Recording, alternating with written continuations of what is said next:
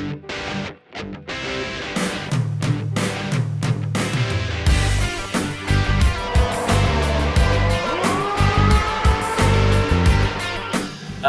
what a fascinating race we had in Bahrain. Just looking at the podium, we had obviously Sebastian Vettel, very dominant, working extremely well with the tyres, particularly the hard tyre.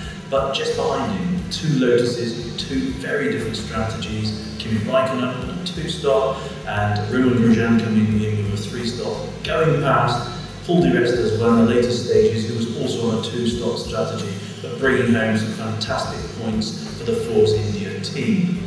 But even going back behind that group of drivers, there were battles galore as people were swapping places, dicing with each other, and we saw some of the most thrilling manoeuvres with lots of oh my god moments where everybody was thrilled to be watching on the TV screens or in the stands.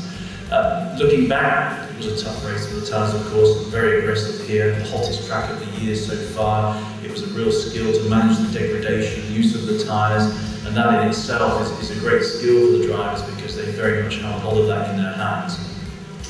Very unfortunate race for Felipe Massa, for example. He had 2 punctures that I think everybody would have seen.